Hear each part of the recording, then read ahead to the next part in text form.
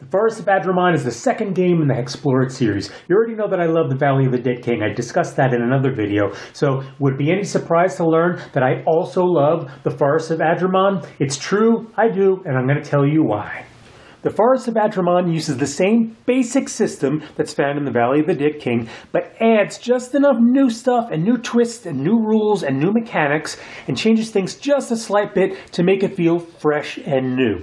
That game was about outracing the undead king who is taking over cities throughout the valley. This one is about defeating an evil magi, an evil mage who is enthralling the citizens of this fae-filled forest. And just like in the Valley of the Dead King, there's a ticking clock that you have to beat. This ticking clock works a little different though, and this one can actually enthrall your characters if you don't level up in time. That makes it a very, very cool mechanic, but even cooler are the other new things that have been added to this game.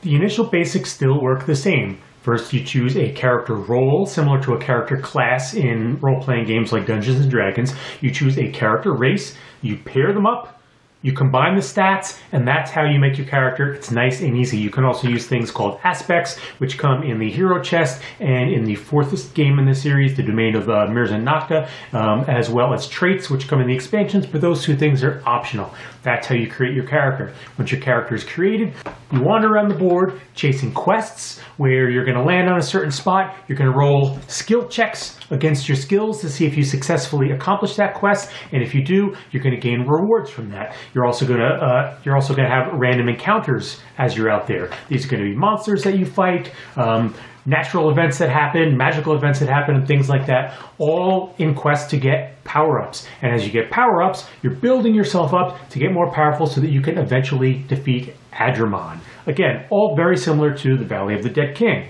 but there's some differences. First, in the Forest of Adrimon, we have relics. Relics are exactly what they sound like. They're these ancient magical relics that used to be there in the land. But what happened was they got broken apart into pieces, and the pieces got scattered across the forest. These pieces are called fragments. And what you need to do is you need to wander the land following these destination cards. These are very similar to the quest cards in the Valley of the Dead King. The destination cards are going to give you these various places that you can go. You can roll skill checks or fight monsters and do other sort of quests once you reach these destinations.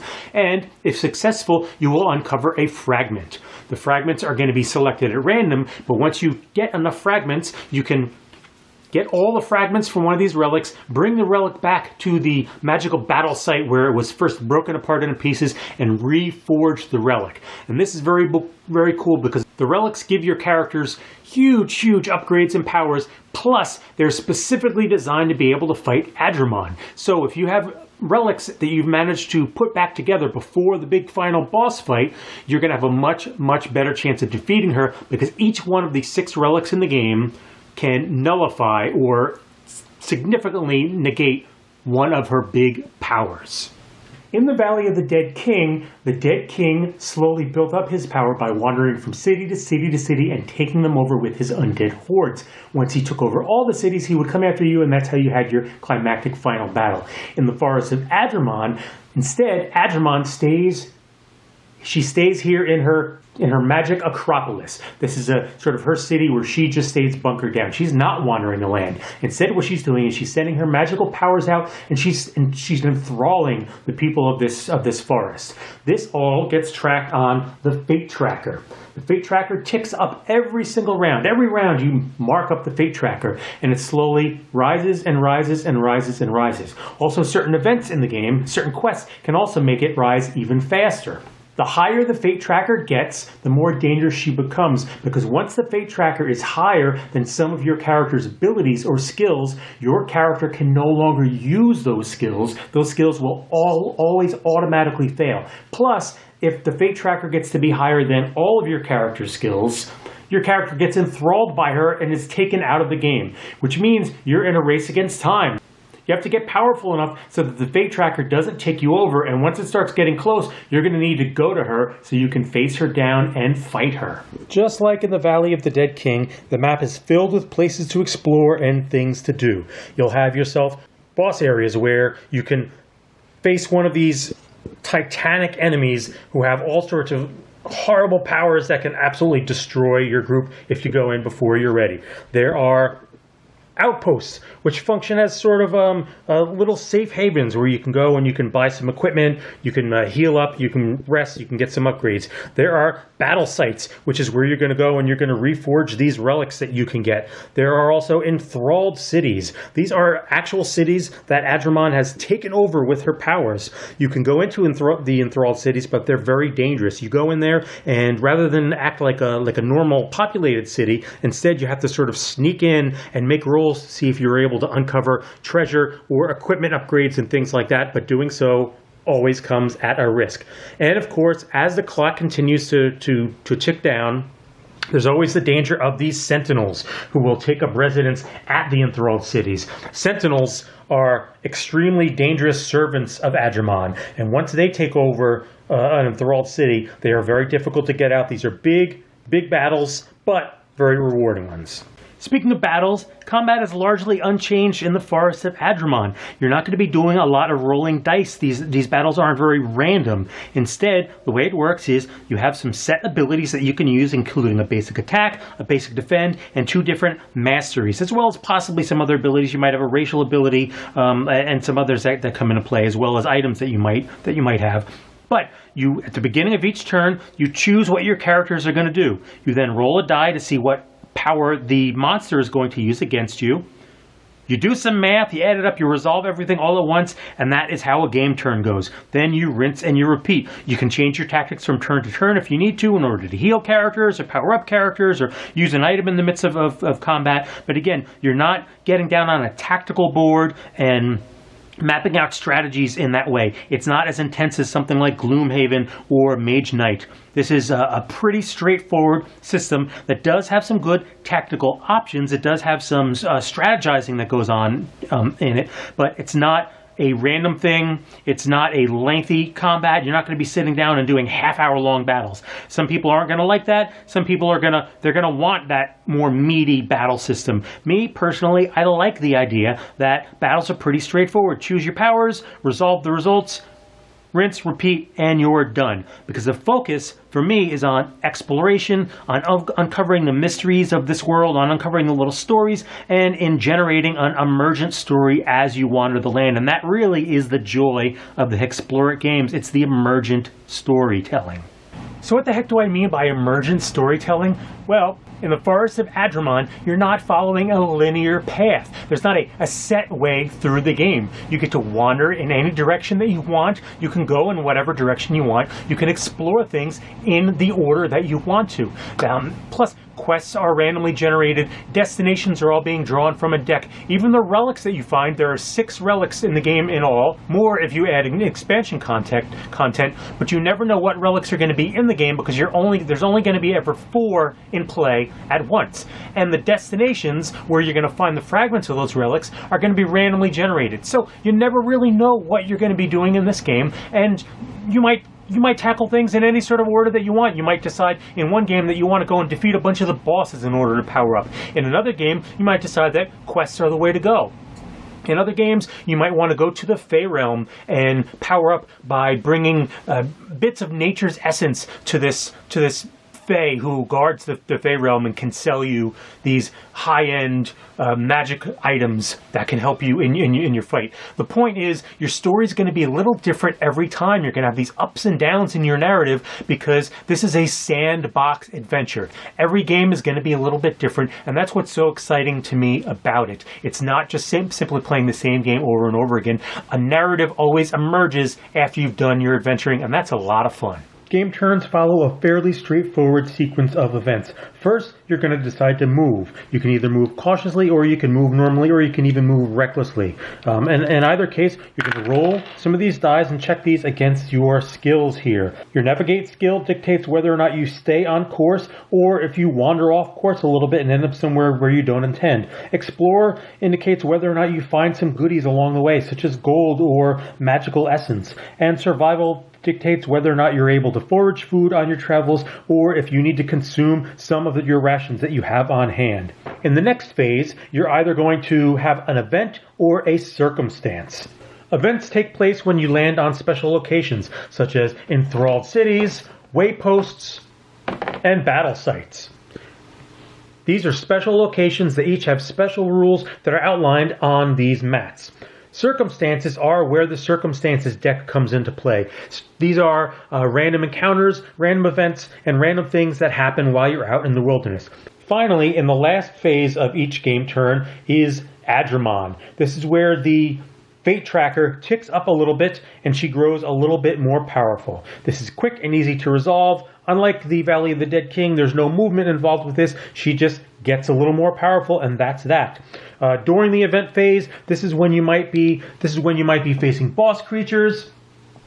It might be when you're purchasing items. This is when you're doing specialty stuff. Whereas circumstance, if you face a circumstance instead during this phase, this is when you're going to face all the random stuff that you're just not really sure what's going to be coming up. This is also when the living card deck comes into play. And that's it. Those are the 5 basic steps in any game turn.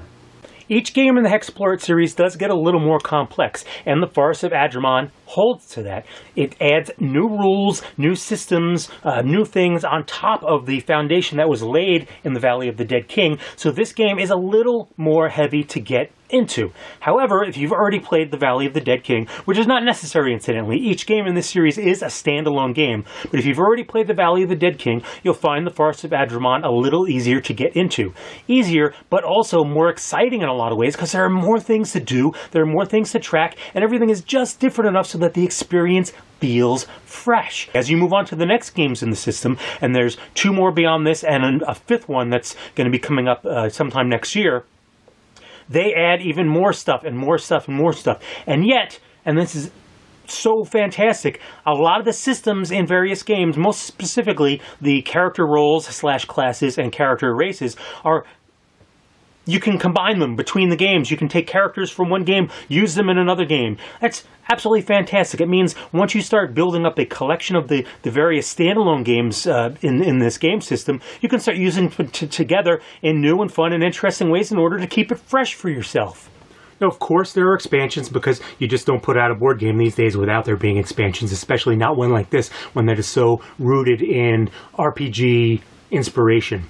Return to the Forest of Adrimon adds new classes that you can be, adds new races you can be, there's new traits that you can add to the game, but also adds the ability to play as Adrimon, as well as some new boss creatures. It also adds new equipment and new relics into the game. So these new relics can, again, add a little touch of something fresh if you've already played through it a couple times before, as well as new equipment to keep things new and fresh. Do I think that Return to the Forest of Adrimon is essential?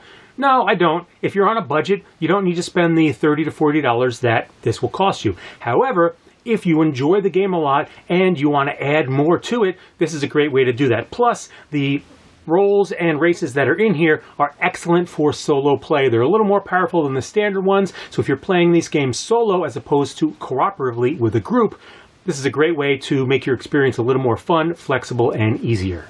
Speaking of solo and cooperative, that's one of the other things that I really like about this game series.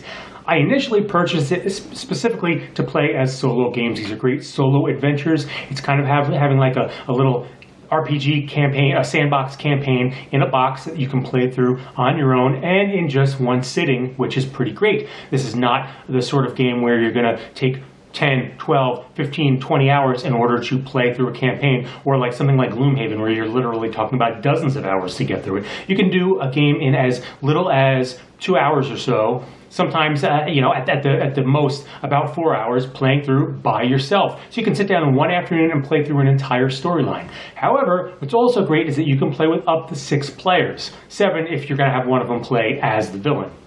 With up to 6 players, everyone has a character of their own, everyone's making decisions on their own, they're rolling dice on their own, and it's a really fun cooperative activity. You're all working together trying to defeat Adrimon. And this has been a lot of fun. I've played this with others, and it's a good time. It's a great way to experience the game. It's a great way to experience the emergent stories that come from playing in a sandbox like this. If this sounds at all appealing, check out GameFound.com right now, because at the moment there is a crowdfunding endeavor going on by the makers of HEXPLORE to create a campaign book similar to the campaign book for Valley of the Dead King, which I talk about in that video. This campaign book is going to be an open-ended, open-world sandbox campaign that all you're going to need is the core box, the Forest of Adrimon, in order to play through it. With that campaign, you're going to be able to get all previous editions of the HEXPLORE series, all previous items that were available for the HEXPLORE series. So if you haven't been able to track it down yet, or you haven't been able to track down one of the editions, this is the best way to do it at the best price. I believe the core box of the Forest of Adrimon runs about $60 or so on there. You can also get bundles that include all the expansions, as well as some other stuff. It's the best way to get a great deal on the game. And if any of what I've said sounds appealing to you, I definitely urge you to check it out, because I found it to be really fun, really enjoyable, really chill, and again, exciting, because you never really quite know what's going to happen. It's like, it's obvious and lazy to say something to the effect of, oh, it's Skyrim but a board game. But for people familiar with kind of that sandbox feel, that maybe is an apt description. There's a lot more that I could go into. I could go into the living card deck, which adds a whole new wrinkle to the game and a ton more content, both for free, because you can use this online through a QR code, or if you pay the $12 or so to get the deck right there in the game. I could go into the way fragments work and the way even fragments can power up your character. So it's exciting to uncover them through doing quests on the map to make your character more powerful. I can get in the way you search for gear in enthralled cities, or the way battle sites operate a little bit like shrines in Valley of the Dead King, with these sort of semi-permanent power-ups that you get, but also a little different because they're a place where you have to go to reforge the relics. And in order to reforge the relics, your characters have to be at a certain power level. I could go into the wealth of new items that there are available to be purchased at Elwyn's Grove, who is a sort of a magic fae. In fact, I can get into the Fae Realm, how you go back and forth through the Fae Realm, how there's portals throughout the board, and if you learn how to use the portals, you can cut across the map in no time. Or how you even uncover the map in the first place, how going to the map's edge or buying trail maps can allow you to uncover the land and make it larger and larger and larger. The map version that you see when you see this video is not as large as the lands can get. I have tons of unused tiles that have not been discovered yet in the game that I happen to be playing as I film this. There's a lot going on in this game. There's a lot going on in this game series. In fact, they just get bigger and bigger and bigger as the series goes on. That this could easily be a half-an-hour video if I really wanted to ramble on about it. So I would suggest checking out the Valley of the Dead King video. It's going to give you a little more information that maybe isn't here, but otherwise, once again, I highly recommend the Forest of Adrimon. I'm having a really good time with it. If you're an RPG player and you're looking for something that you can play on your own or with a couple of friends without needing a game master or a dungeon master, it's a great pickup. It's fun. It's exciting. It's a good time. Yes.